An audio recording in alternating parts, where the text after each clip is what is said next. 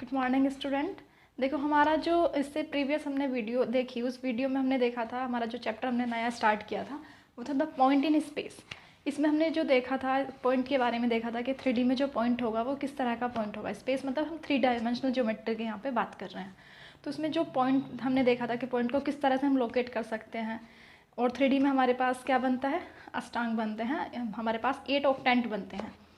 Point को किस तरह देखते हैं, कितने ऑक्टेंट होते हैं, वो सारी चीज़ें हमने डिस्कस कर ली थी। उससे ज़्यादा हमने इसमें अभी कुछ नहीं देखा था कि किस तरह के कुछ फॉर्मूलेज किस तरह हम इसमें जनरेट करेंगे। जिसने वो वीडियो नहीं देखी है तो पहले उस वीडियो को देखे, जाके डिस्क्रिप्शन में आपको लिंक मिल जाएगा। ऐसा नहीं है कि आपने पहली वीडियो नहीं देखी है तो आपको ये समझ में नहीं आएगी, आ जाएगी, बट ये है कि अगर आप एक सिक्वेंसली वे में चलेंगे तो वो आपके लिए थोड़ा ज़्यादा बेनिफिशियल रहेगा। ठीक है, चलिए हम देखते हैं आगे। तो देखो हमने जब 3D देखा, 3D में हमारे पॉइंट किस तरह के होते हैं, उसमें तीनों एक्सेस आती हैं, एक्स एक्सेस, वाई एक्सेस और जेड एक्सेस, तीनों एक्सेस होती हैं, है ना। तो हमने एक फॉर्मूला 2D में भी पढ़ा था। अगर हमारे पास कोई लाइन है, हमेशा अगर हम 2 पॉइंट है तो 2 पॉइंट से जाने वाली हम एक लाइन को ड्रॉ कर सकते हैं। सपोज ये कोई 2 पॉइंट है P एंड Q। अगर ये पॉइंट 2D में होते तो किस तरह के कोऑर्डिनेट होते हैं, एक्स वाई, x1 y1, यहाँ पे x2 y2 इस तरह से लेते हैं। लेकिन हम पॉइंट किस में ले रहे हैं, 3D में, तो हमारे पास तीसरी एक्सेस भी आएगी जेड वाली, Z1 इधर Z2। ठीक है, तो हम क्या निकालेंगे यहाँ से, डिस्टेंस बिटवीन 2 पॉइंट्स, है ना। तो हम फॉर्मूला यहाँ से ऑब्टेन कर रहे हैं,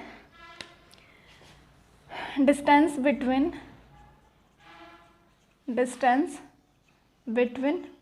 2 पॉइंट्स। ठीक है, 2 पॉइंट्स P एंड Q। क्या होगी इन दोनों के बीच की डिस्टेंस, देखो P and Q, P Q is equal to under x2 minus x1 का होल स्क्वायर, ये आपने पढ़ा है, फॉर्मूला आपका सबका पढ़ा हुआ है, y2 माइनस y1 का whole square plus z2 minus z1 का होल स्क्वायर, पूरे पे होल पे अंडर रूट। आप इसको इस तरह भी लिख सकते हैं, x1 माइनस x2 का whole square plus y1 minus y2 का whole square plus z1 minus z2 का होल स्क्वायर। इस फॉर्म में भी आप इसको लिख सकते हैं। लेकिन अगर आपने पहले x1 लिया है तो फिर हर जगह आप 1 वाला ही कोऑर्डिनेट लेंगे, x1 y1 z1, यहाँ पे 2 लिया था तो हर जगह हम 2 वाले कोऑर्डिनेट से चले थे। तो आप ये लगाओ, कोई मैटर नहीं है दोनों, क्योंकि होल स्क्वायर है तो माइनस का भी आएगा, फिर भी वो पॉजिटिव ही रहने वाला है। तो हम बेसिकली ये मान के चलते हैं इसको। अब इस पे बेस देखो इस पे बेस जो है क्वेश्चन काफ़ी बनते हैं, काफ़ी सिंपल क्वेश्चन बनते हैं, ईजी से, और वो काफ़ी आपके फ्रेम होते हैं। तो वो क्वेश्चन हम बाद में देखेंगे। अभी देखो इसमें एक चीज़ और देख लेते हैं, एक फॉर्मूला और देख लेते हैं। देखो किस तरह से इस पे बेस आप सभी कर सकते हैं। देखो अगर हमारे पास 2 पॉइंट है कोई, जैसे अभी हमने लिए थे P और ये हमारा Q है, पॉइंट के कोऑर्डिनेट दिए हैं x1 y1 z1।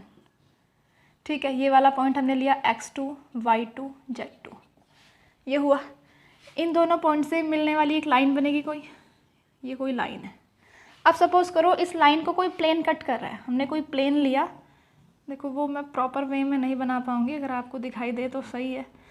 सपोज करो देखो ये, अगर मैं अपने ये हाथ की बात करूँ, एक प्लेन है, अगर मैं इसको इस तरह से रखूँ, ये प्लेन इसको कट करेगा, इस लाइन को, भाई ये प्लेन कट करेगा, कहाँ पे कट कर रहा है, इस लाइन पे, इस जगह कट कर रहा है। ठीक है, यहाँ इस पॉइंट पे कट कर रहा है इस लाइन को।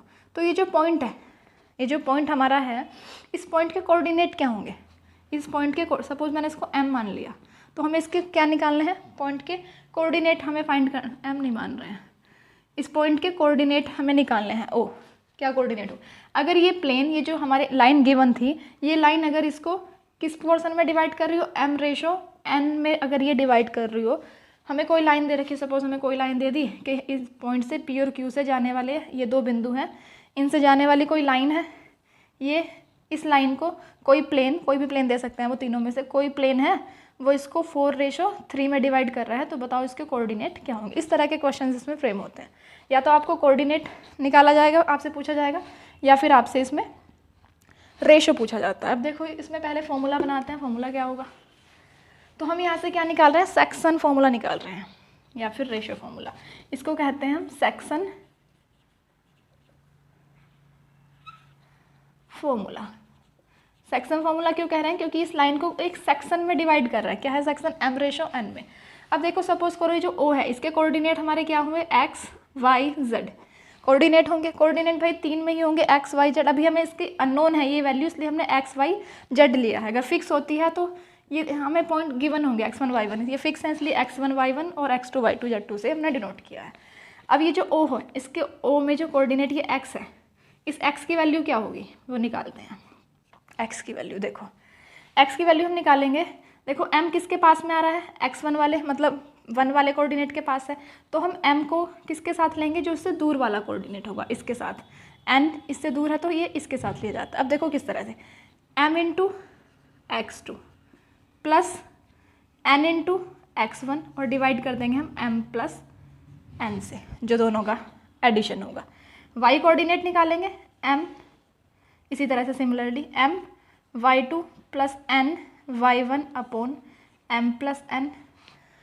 ठीक है, इसी तरह से हम अपना z वाला कोऑर्डिनेट निकाल लेंगे। z क्या हो जाएगा, m z2 n z1 upon m plus n।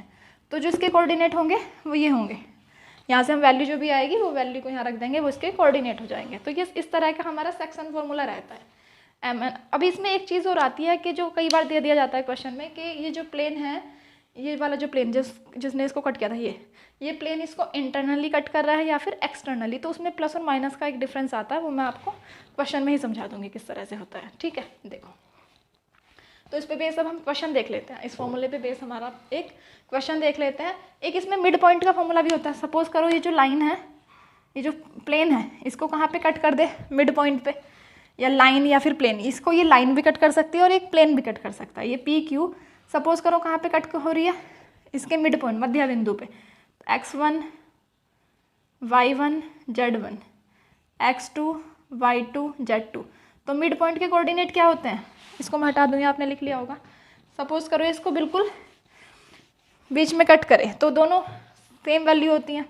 Mid point कैसे निकालोगे, x मध्य बिंदु तो इसी तरह से निकलेगा x1 प्लस x2 अपॉन 2, फिर y वाला coordinate y1 plus y2 upon 2, इसी तरह से z वाला coordinate z1 plus z2 upon 2। तो ये हो जाते हैं मध्य बिंदु या फिर मिड पॉइंट के कोऑर्डिनेट। तो इस तरह से क्वेश्चन जो भी आएंगे इस पे बेस देख लेते हैं। इस पे बेस काफ़ी क्वेश्चन बनते हैं। देखो इस पे बेस जो क्वेश्चन होंगे वो देखते हैं किस तरह के आएंगे। आइए देखिए, हमारा क्वेश्चन है जो रेशो और सेक्शन फॉर्मूले पे हमारा डिपेंड करता है। देखो किस तरह का क्वेश्चन दिया है, find the coordinate of the point. हमें उस पॉइंट के कोऑर्डिनेट निकालने हैं। Find the coordinate of the point dividing the line, जो कि लाइन को डिवाइड करता है। कौन सी लाइन को, जो इन दोनों पॉइंट को ज्वाइन कर रही है। Dividing the line joining A and B.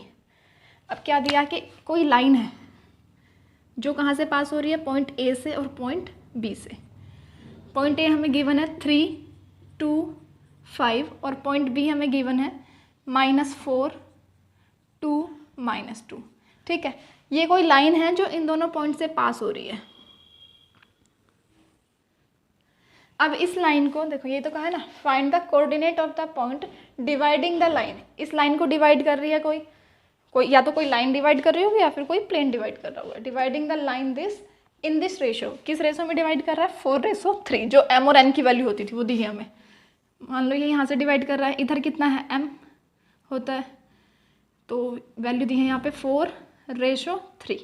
अब हमें जो फॉर्मूले के हिसाब से जो हम वैल्यू लेट करते हैं वो देखो, वो क्या, इसको क्या लिखते हैं हम, x1 y1 z1। इधर इसको क्या लिखते हैं, x2 y2 एंड z2। ये क्या होता है हमारा m/n, ये तो होता है। अब सपोज करो हमसे जो कोऑर्डिनेट पूछा है ये कहाँ पे कट कर रहा है, p पे कट कर रहा है। हमसे जो कोऑर्डिनेट पूछा है वो किसके पूछे हैं, p के। अब जो p के कोऑर्डिनेट होंगे उसमें x y z, मतलब एक x की वैल्यू होगी कोई, एक y के लिए होगी एक, मतलब x कोऑर्डिनेट y कोऑर्डिनेट और z कोऑर्डिनेट होंगे जो हमें यहाँ से फाइंड करने हैं। अब देखो निकालने का तरीका क्या होता है, जो ये p पॉइंट है, p पॉइंट में क्या होगा, x y z is the point where the line AB is divided in this ratio, in the ratio 4:3। इस रेशो में डिवाइड हो रही है लाइन, इस किस पॉइंट पे, P पे। अब यहाँ से जो x की वैल्यू है, इस P कोऑर्डिनेट को निकालने के लिए हमें x निकालना है। x कोऑर्डिनेट हम कैसे निकालते थे, ये तो इसके पास में है, या m और n में लिख लो पहले वैल्यू, फिर वैल्यू बाद में पुट कर देंगे। इसके पास में लिखा है m, तो इसके साथ नहीं लेंगे, जो इससे दूर लिखा है वो वाला रेशो हम लेते हैं इसके साथ में, इसके साथ ही ले जाएगा। तो क्या होगा यहाँ से, पहले आएगा x निकालने में, m x2, x2 इससे दूर है, m x2 plus n x1 divided by m plus n, value put कर देते हैं इसमें। क्या होगी वैल्यू, m की वैल्यू कितनी है 4, x2 की वैल्यू देखो ध्यान से कितनी है -4, रखती है यहाँ पे वैल्यू, प्लस n की वैल्यू कितनी है यहाँ पे 3, x1 की वैल्यू देखो चेक करो, x1 कहाँ पे है, ये रहा 3, divided by m plus n, m कितना है 4, n कितना है 3, 4 प्लस 3 कितना हो जाएगा 7। तो यहाँ से वैल्यू कितनी आ गई -16, और 4 जा 16, प्लस के 9, और यहाँ से कितना हुआ 7, 16 माइनस का है प्लस के 9 है, कितना बचेगा -16 प्लस के 9 कितना आएगा -7 डिवाइडेड बाई 7। अभी इसको कट नहीं कर रहे हैं, 1 वगैरह नहीं लिख रहे हैं, बाद में देखेंगे, लिखना चाहो तो लिख भी सकते हो। यहाँ से कितना आएगा -1, चलो लिख दिया। तो x की वैल्यू हमारे पास आ गई, जो हमारा ये x वाला कोऑर्डिनेट है ये हमारे पास निकल गया, कितना आया है ये -1, इसके ऊपर लिख लिया, बाद में नोट कर लेंगे इसको। इसी तरह से जब हम यहाँ से क्या निकालेंगे y, तो यहाँ पे क्या हो जाएगा केवल y2, यहाँ पे y1, बाकी सारी चीज़ें सेम रहेंगी। m की वैल्यू यही है, y1 की वैल्यू यहाँ पे क्या आ रहा है y2 की वैल्यू पुट करो, कितनी है 2, y1 की वैल्यू कितनी है, अच्छा दोनों वैल्यू 2 ही है, 2 कितना आएगा देखो, ये चेंज हो जाएगा, नीचे वाली वैल्यू तो 7 ही रहने वाली है, 4 2 जा 8 प्लस 3 2 जा 6, कितना आएगा 8 और 6 कितना हो जाएगा 14 डिवाइडेड बाई 7 कितना आएगा यहाँ से 2। तो जो y की वैल्यू आई है वो कितनी आ गई है 2। इसी तरह से हमें क्या निकालना है, z कोऑर्डिनेट निकाल लेंगे। अब z कोऑर्डिनेट क्या होता है, m z2 plus n z1, value put कर दो यहाँ पे। z2 की वैल्यू चेक करो कितनी है -2, z1 की वैल्यू देखो कितनी है 5, कितना हो जाएगा 4 2 जा 8 माइनस का, क्योंकि यहाँ माइनस है, प्लस 5 3 जा 15 डिवाइडेड बाई 7, यहाँ से कितना आएगा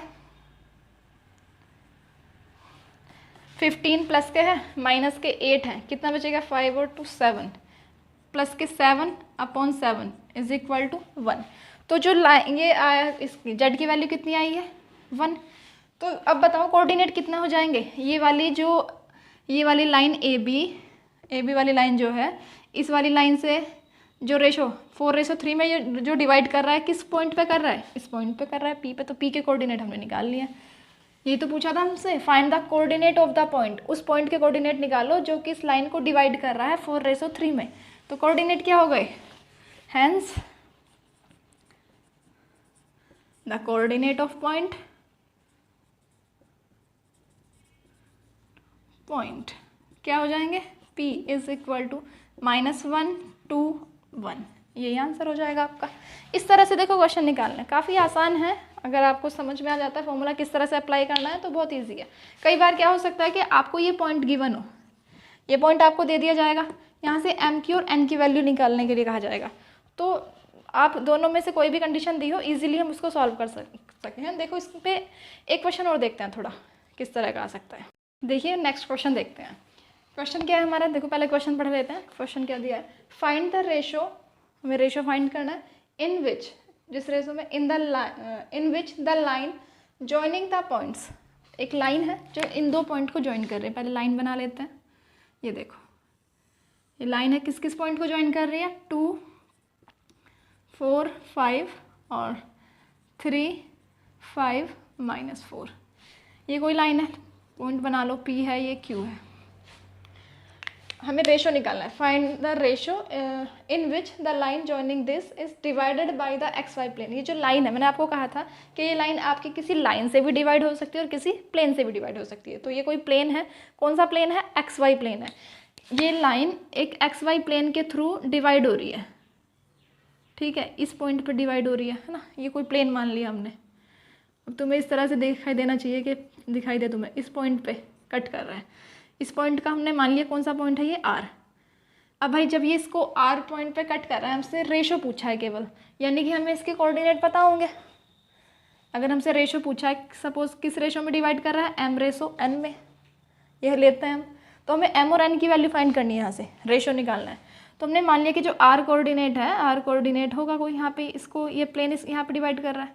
अब देखेंगे इसमें ये x y z ये कोऑर्डिनेट मान लिया, कुछ ना कुछ तो होंगे। अब देखते हैं किस तरह से होगा आगे। देखो तो हमसे क्या क्या कहा गया, अब हम पहले इसके कोऑर्डिनेट मानने हैं जो हमने, let the coordinate of point,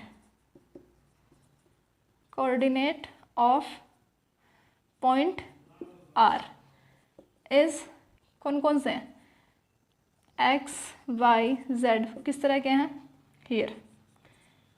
यहाँ पे एक्स क्या है, बताओ कैसे लेते हैं कोऑर्डिनेट, एक्स कैसे निकालते हैं, ये x2 प्लस इस तरह से निकालते थे ना। यहाँ से x1 इसको क्या मान लिया, y1 इसको क्या लेते थे, z1 इसको क्या लेते थे, x2 y2 एंड z2, इस तरह से लेके चलते थे।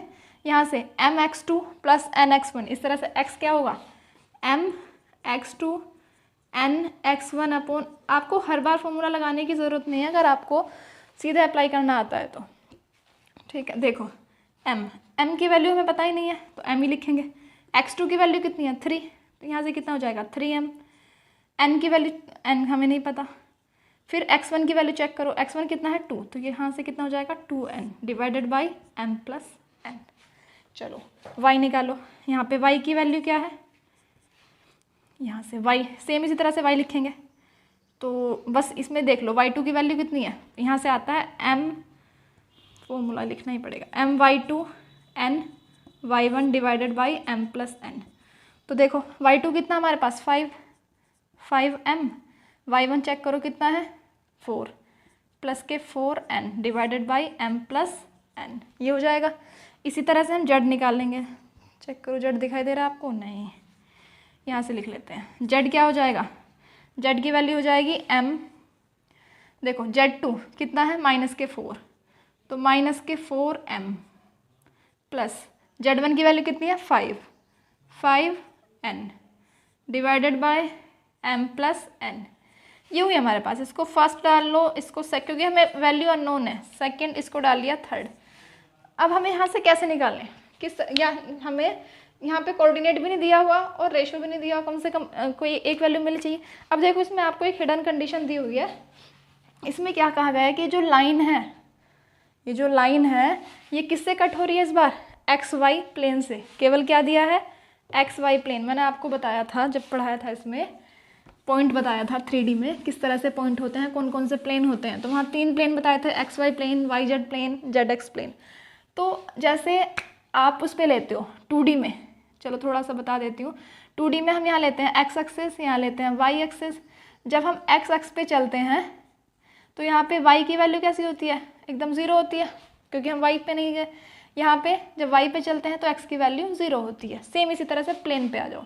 जब हम एक्स वाई प्लेन की बात कर रहे हैं, मैंने आपको बताया भी था एक पॉइंट लेके 2, 3, 0 ये पॉइंट लिया था मैंने। यहाँ पे क्या कहा था कि जब हम जेड पे चले ही नहीं है, जेड पे हम कोई दूरी ऊपर चले ही नहीं, तो इसका मतलब क्या है कि कौन सा प्लेन है, एक्स वाई प्लेन है, मतलब जेड की वैल्यू 0 है। जेड की वैल्यू जब 0 होगी तभी तो एक्स वाई प्लेन होगा। अब इसने क्या कहा कि एक्स वाई प्लेन से कट हो रही है, इसका मतलब क्या है कि जेड की वैल्यू 0 है ना। अब यहाँ पे हम लिखेंगे point R is getting after dividing by X Y plane. X Y plane के कटने से हमें मिल रहा है, दैट इज, इसका मतलब क्या हुआ, z इज इक्वल टू 0। इसका मतलब यही तो हुआ, एक्स वाई प्लेन है तो उसमें z की वैल्यू कैसी होगी 0।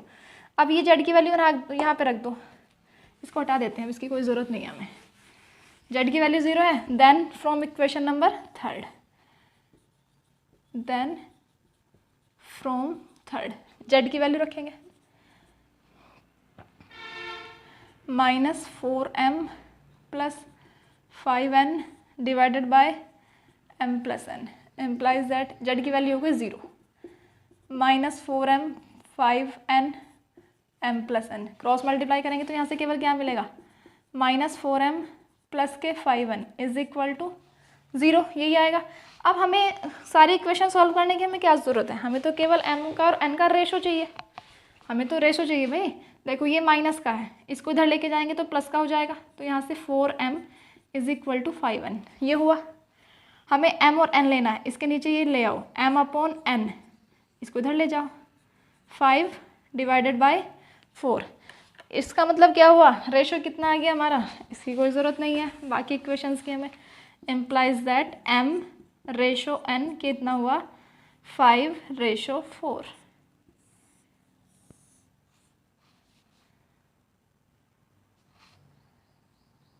ये हो जाएगा, ठीक है। ये आपका रेशो का आंसर आया। तो कितना आसान है। अगर प्लेन आपको सपोज करो आपको ये क्या दिया जाता, एक्स वाई प्लेन नहीं दे के अगर आपको क्या दे दिया जाता, ये वाई जेड प्लेन दे देते, फिर आप कैसे निकालते इसको?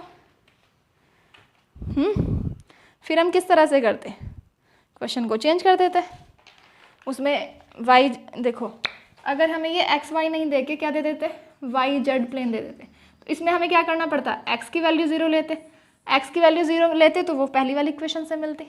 इस तरह से करना है बस, और कोई इसमें ज़्यादा आपको कुछ नहीं करना, ये देखना है। इसके थोड़ा सा नॉलेज आपको पॉइंट की होनी चाहिए कि वाई जेड है तो एक्स 0 होगा, उसमें एक्स वाई है तो जेड 0 होगा, इस तरह से, ठीक है।